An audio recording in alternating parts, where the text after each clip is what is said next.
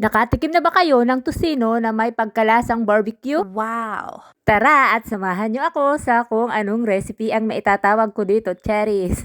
So ayan yung mga ingredients natin. Unang-una ay ang toyo, kutsar toyo, may tocino mix tayo dyan, may pineapple juice, may bawang, asukal, at sa food color naman ay depende sa inyo.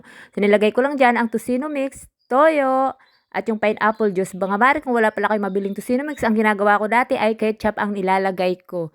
So, imimix lang natin siya lahat, pati yung bawang ilagay natin, yung oyster sauce naman, depende rin sa dami ng baboy na inyong lulutuin. At tapos, mekos-mekos yan, char. Haluin lang natin hanggang sa mahilo ang lahat ng ingredients.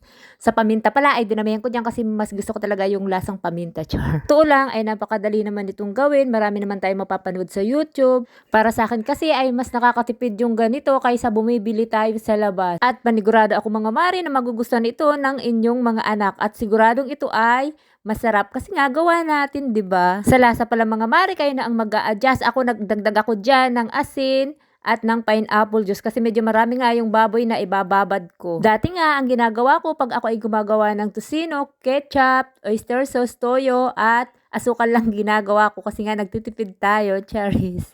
So, diskarte lang mga mari para maging masarap ang ating niluluto everyday. Gaya nga ulit ng sabi ko, mas masarap ang luto pag may halong pagmamahal. At ilalagay na natin dyan yung baboy, hahaluin lang natin hanggang sa manuot yung sarsa. O sa Valentine's, hindi na uso ang bulaklak, ito na lang ang ibigay nyo sa inyong mga jowa. Chariot. Di nga, hindi yun joke kasi ang bulaklak ay nabubulok. Ito ang bibigyan nyo ay mabubusog.